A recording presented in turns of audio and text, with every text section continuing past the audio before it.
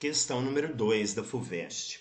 Água contendo concentrações superiores a 150 mg por litro de íons cálcio e magnésio é chamada de água dura, que é imprópria para algumas aplicações domésticas e industriais, pois esses íons reagem com sabão formando sais insolúveis.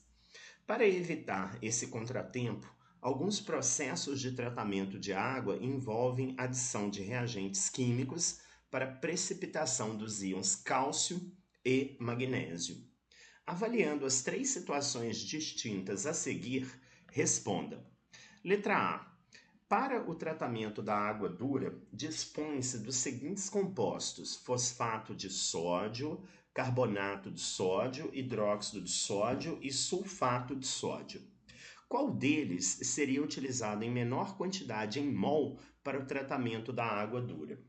Bom, vejamos bem, vamos analisar aqui os KPE, os produtos de solubilidade de todos esses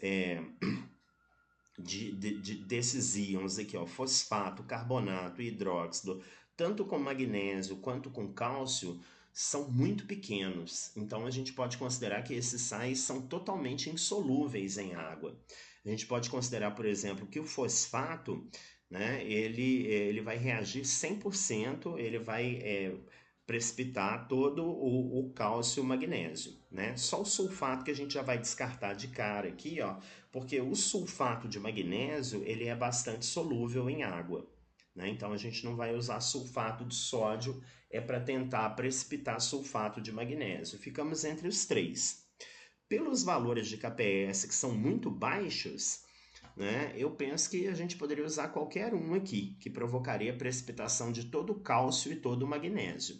Bom, mas vamos ver por mol aqui, Bom, eu estou determinando a fórmula do fosfato, do carbonato, do hidróxido, desses metais, tanto de cálcio quanto magnésio, para a gente relembrar a proporção que os íons reagem aqui, Por exemplo, para cada 2 mols de fosfato, eu consigo precipitar 3 mols de cálcio ou magnésio, né? Então, para precipitar 1 mol de cálcio ou magnésio, eu precisaria de 0,67 mols de fosfato de sódio. Quando eu fiz o mesmo cálculo aqui, eu sei que esses metais se combinam na proporção de 1:1 com o carbonato, que eu precisaria de 1 mol de carbonato de sódio, então uma quantidade maior. E o hidróxido, como ele se combina na proporção de 2:1, eu precisaria de 2 mols de hidróxido de sódio para precipitação de 1 mol de cálcio ou de magnésio. Então, o que eu preciso em menor quantidade é o fosfato de sódio. E ainda respondo isso aqui tranquilamente, porque os KPS aqui, tanto do fosfato de cálcio quanto de magnésio, são extremamente baixos, né? Então, isso permite a gente dizer que eles são insolúveis em água. Bom, letra B. Um possível procedimento usado para a retirada dos íons cálcio e magnésio da água consiste em adicionar cal apagada, que é o hidróxido de cálcio, até saturar a solução. Posteriormente, adiciona-se carbonato de sódio. Com esses procedimentos, qual será o primeiro a ser retirado?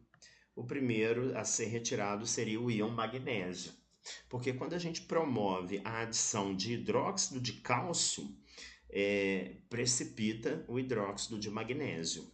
Então, você consegue retirar o íon magnésio primeiro. E depois, com a adição do carbonato de sódio, aí já não tem magnésio mais, né? A solução teria uma alta concentração do íon cálcio, na forma de hidróxido de cálcio, mas o carbonato de cálcio ele precipita. Então, isso garante a retirada do íon cálcio da solução, tá?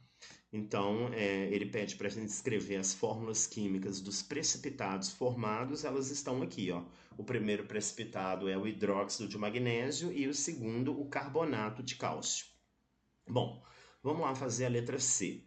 Considere uma caixa d'água com 10 mil litros de água contendo 150 miligramas por litro de cálcio.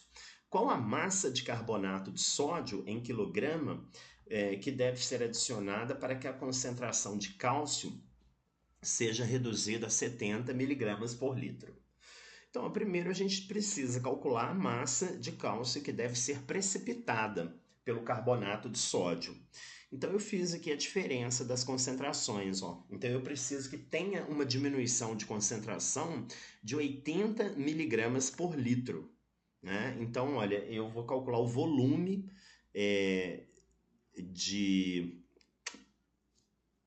na verdade, isso aqui, ó, eu estou calculando o volume. Isso aqui parece um sinal de... Deixa eu corrigir aqui, ó. Parece um sinal de subtração, mas é multiplicação. Deixar isso bem claro aqui, ó. Né? Eu estou multiplicando a concentração em miligramas por litro pelo volume para encontrar aqui, ó, que eu preciso retirar 800 mil miligramas, ou seja, 800 gramas de cálcio precisam ser retirados dessa água. Bom, agora é um cálculo estequiométrico, né? A gente sabe que para cada 40 gramas de cálcio, a gente precisa de 1 mol de carbonato de sódio. E 1 mol de carbonato de sódio pesa 106 gramas. Então, para reagir com 800 gramas do íon cálcio, qual é a massa de carbonato de sódio? Isso aqui é semelhante a uma regra de 3. Quando eu isolei aqui, ó, me deu a massa de 2.120 gramas, ou seja, 2,12 quilogramas de carbonato de sódio é o que eu vou precisar para reagir com 800 gramas de cálcio, ok?